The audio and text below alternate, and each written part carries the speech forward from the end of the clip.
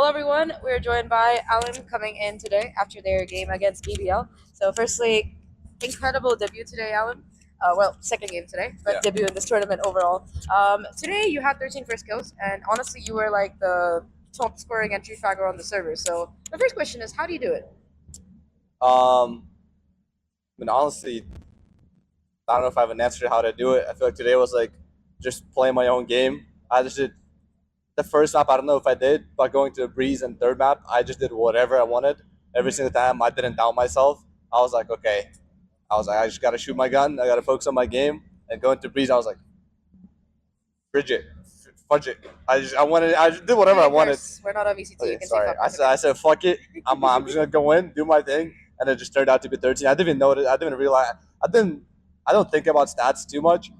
After I checked the stats after the match, I'm like, oh, it's 13. Not too shabby.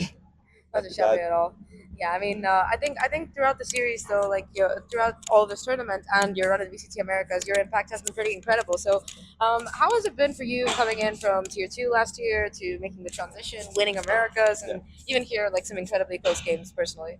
It's pretty exciting. Like very exciting.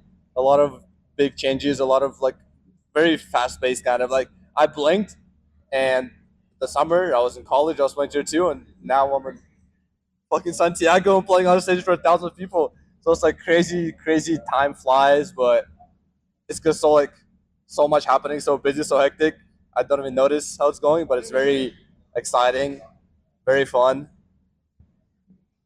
crazy, How has Santiago been for you so far? very good. Every day after practice, me and the boys, whoever joins us, we grab a lime scooter, and then we go scooter for like an hour or two around Santiago, just side looking and just sightseeing and just enjoying the vibes. But so far, I feel like it's been very welcoming. Mhm. Like people have been so kind, people have been so hyped. I was like, can't complain. It's been awesome. I think this is a pretty great tournament to have your first ever international in it. I think it's gonna set a high standard for the future ones for sure. 100%. Yeah. So I mean, you and your team, you guys have incredible chemistry. You're always like being each other's hype leaders and stuff. So how do you maintain that kind of positive mental, even when the game isn't exactly going your way? Um, it's just like we, everybody trust each other. We know what we're capable of, and even if we're down 10-1, 9-3, whatever we're down at, we know we still haven't lost. You don't lose until you lose. So we know we can bring it back and swing it back. If we show them Abyss from 9-3 to 13-11. Unfortunately, it didn't pull through all the way, but we showed what we're capable of, and we put up a good fight. It's just mainly just trusting each other and knowing what we're capable of. I think that kind of synergy as a team is really important to have, and we could definitely see signs of that on both of your games. I mean, to be fair, you face Paper Rex and then you face BBL, so not exactly the easiest games in the bracket so Yeah. far. But what would you say are your takeaways from each of those games? Biggest takeaways for you personally? Honestly, not much takeaway from the first match from against PRX. I was like more in my head, more like clouded. I barely remember it. I was like, after the first match, I was like, I should forget about it. But the second match today is completely opposite. I want to remember and have, even though we lost, which is like a little controversial, but today was like the most fun I've had ever in my life. Like playing on stage, and I was like in my own groove. I was just having fun playing my game, and that kind of set the standard for like, oh, this is what I want my future to be like, and this is what I need to do.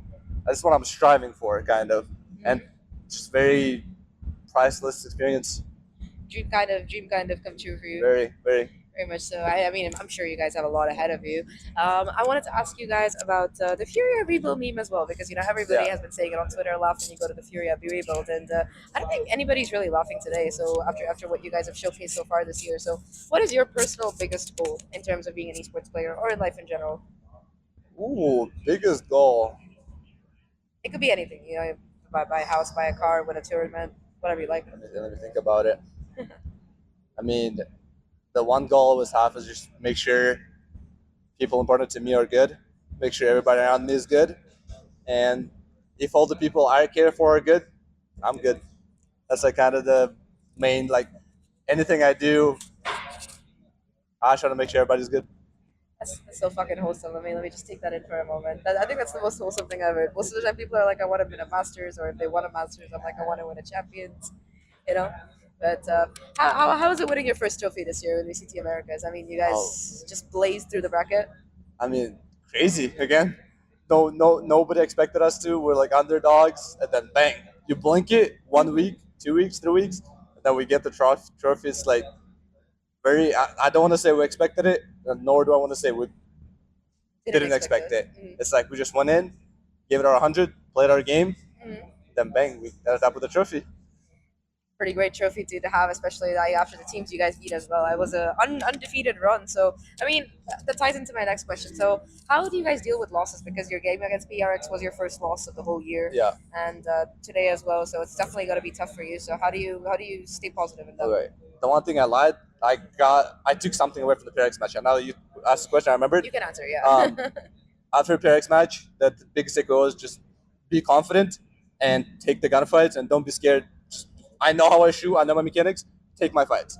And then keeping that in mind, going to this second match was like, okay, keep that in mind. And that's what, like, after the first loss to PRX, how we dealt with it, that was, oh my god, I got mixed into two questions. It's okay. My brain just lagged. You had a long day. It's okay. Yeah, what was the question? How we took the losses, the first. How you deal with them? Yeah, like how you deal with them positively. After the first loss, it's like, it's okay, we didn't show up, but we know what we're capable of. So just play our game, be comfortable, be confident, and take our fights. And that's what we went into today. We took our fights, we were confident. It was a lot better showing. But today, me personally, I'm not sad at all. I feel like I should. Like, it's weird. I feel like I should be sad, but I'm more excited. I'm so excited to play more. I want to go back. I don't know when we're playing next, but I want to play Split 1 tomorrow. Like, I'm so hyped to play. I'm so excited.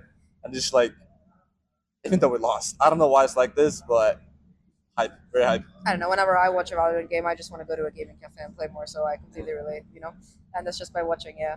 But talking about you in particular, I saw on your VLR page that you're from Kazakhstan. Kyrgyzstan? Kyrgyzstan? Yeah. Kyrgyztan? My bad. Kind of the same thing? No, it's not. It's not. It's not. okay. My bad. Okay. So I wanted to ask you, you've come a long way to play Valorant here. You're from there. You're from Kyrgyzstan. You're in the US. You're playing for FURIA, which is like a Brazilian org. So how do you kind of deal with that kind of stuff? And how has it been for you personally? Like, it's an incredible story. I've been, so again, crazy. I remember first day, first week, first 2 weeks in US, I land 5 years ago. I didn't know much English, just the basics. And from then, it's just been like learning one thing at a time, one brick at a time. First thing I focus on learning English, and I focus on my studies. Then maybe I go out and make friends. Out of curiosity. Psychology. Psychology. Oh. Yeah, I did it was COVID at 11th grade, 12th grade, and then going to college, I did psychology, but I mostly took math classes because I was planning to transfer to mathematics after the first year. Because psychology is not going to make you that much money unless you do PhD masters. Yeah. But I didn't want to do that much studying, so I was looking to transfer to math because I love math. But that's been, it's just been crazy. So, I go from, sorry. No, go ahead. You go from what? Go from moving to US, studying the language, making more friends, getting used to it, to go to college, to playing Valorant. Now we're here. So was Valorant your first FPS, or did you play a lot of CS or something else before that? I played because shout out to my brother. He's a big gamer, so he's kind of put me out on the most games I play. Maybe all of the games I played because of my brother. I played CS 1.6 when I was like young. When I was like 6, 7, 8, 9. I played CS. I'm so sorry. It's okay. Stuck in my fucking head. I played CS 1.6, but not much. I played it's a very common thing back in where I'm from. With nobody had PCs because not very rich country, but people go to PC cafes all the time. And after school, maybe once a week, I'd go to the PC cafes with my boys, play some CS 1.6. And then when I turned in 2015, I turned 10, and my uncle, he gifted me CS:GO. Oh damn! Look, another thing maybe y'all don't know, but buying games back where that area, it's very expensive. It's going from dollars to our currency. The games are expensive, so he gifted to me when I turned 10. I played CS:GO from 10 to 12. Got 2K hours, I think. Goddamn. Was never that good. Was like big star, if you know big star at max, like mediocre. 2K hours at like 12 years old. What was I doing when I was 12? I think I was a little nerd in school. All right. I was the opposite. I would go to school, come back, play games all day long. All I did Your parents let you do that shit. Yeah, very, very good. Your parents are so cool. Very happy, grateful for my parents. They let me do whatever I want. Okay, that was a rule. As long as I got good grades, Of I course, that's couldn't the afford Asian bad family. grades. Yeah, I couldn't afford bad grades. As long as I had good grades, and I think I consider myself a little lazy. When you're a little lazy, you find ways to To get be efficient. to be efficient. I got good grades, A's, mostly A's, some B's, two, three B's, Mhm. and I did it fast, and then I played video games.